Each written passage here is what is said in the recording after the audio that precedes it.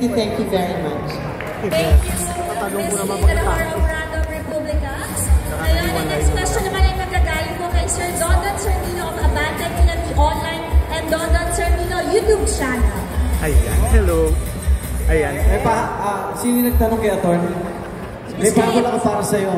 Kasi sabi mo yung profession niya, di ba? May acting ka rin siya eh. Uy, totoo yan. Gusto ko pong imbitahin ng mga tao na sa bagong teleserye as myself. Bongga! Maraming salamat. Ayan, Sir Dondon? Ayan, oh, hello, check sound. Mike, please. Ayan, okay. Magandang hapon.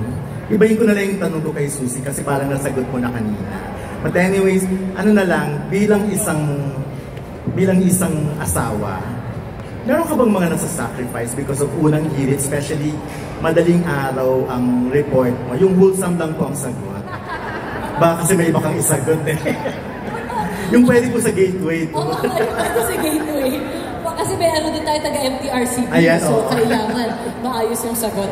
I think naman nakapag-adjust kami after 25 years and even with my kids. Siyempre kasi nakasanayan din nila, wala ako doon pag gumigising. So I guess in the beginning, it also made me feel a little bit guilty kasi nga parang hindi ko sila napaghahandaan ng breakfast, pero pwede ko silang paghandaan ng lunch, ng dinner. Kasi ang morning show lang naman namin is umaga. So the same way siguro other parents are not there for them in the middle of the day. This was when the kids are small, ha? Ako nandun na ako bago mag-lunch. Parang ganun. So, it's just sort of like an acceptance that this is the kind of job that I was blessed with. So, meron namang other hours of the day, the rest of like the 22 hours of the day, I can make up for the time that I'm not home. So, hindi naman naka-apekto? Hindi naman. Okay. Nakatatlo nga kami. Ay, okay. Yun na yung sagot. Usang. Follow up ko na lang, since very successful lang yung family life, syempre, meron ka ba mga love advice, especially sa mga bagets ngayon, lalo na yung mag-aasawa na?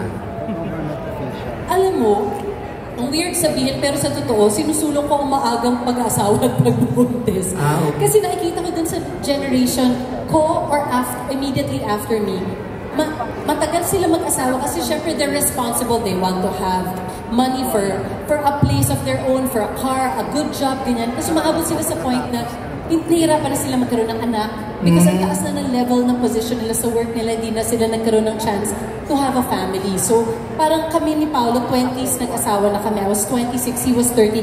Not naman that young, pero not din naman in our 30s. So, mas madaling magbuntis, mas madaling magkaroon ng family. And I wish that people will have this opportunity pa rin kasi sometimes I feel like naririnig ko ayaw na mag-asawa ng mga bata ngayon kasi yung generation ngayon. Yung generation kasi nga naman, syempre wala kang ibang problemahin, mas mabilis kumilos at magdesisyon, wala kang tinatanong na iba, wala kang ibang responsibilidad na aalagaan, palalakihan, tsaka pag-aaralin.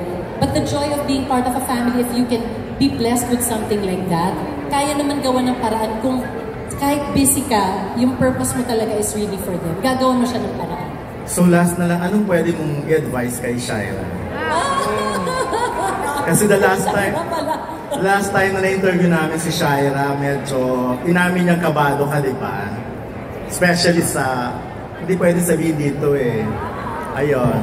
Ano pong pwedeng advice kay Shaira? Ako, advice, I think she's doing a great job. Sila ni Ie, ang tagal na nilang magkasama. And what I admire about her is that I think 11 years, if I'm not mistaken, 11 years together. When she talks about EA, kinikilig pa rin siya. Pag birthday ni EA, the 11th birthday they celebrated together, gumagawa pa rin ng special way. So nakikita ko na sobrang na-maintain nila yung love nila for each other. Na as if first year pa lang nilang mag-boyfriend-girlfriend. So if they keep it up like this, definitely a good and happy family for the both of them. Ayan, thank you. Thank you. Reaction, Shaira. Hello. Ayan, at syempre, alam niyo po, napaka-blessed ko po na meron po kaming mga seniors po na host na kasama sa own. Kung naman senior. parang iba yung dating ng senior. Hindi. Yung mga, yung mga nakakatanda na. Nakakatanda na po kasama namin dito sa Sabi ni Gordy, veteran daw. Or icon. Opo, mga veterans. Icons, pillars, OGs. Ayan. Ayan po, na nakukuhanan ko po ng advice dito. Kaya sobrang swerte ko kasi ito na nga next year na po. Ay! Oo. Masabi mo na Lata.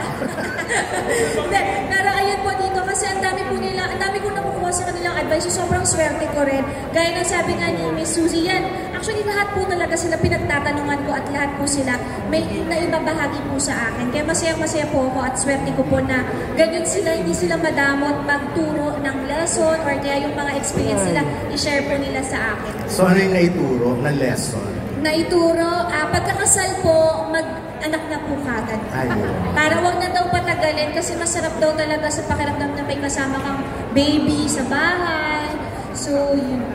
Ayan, thank you very much, ma'am.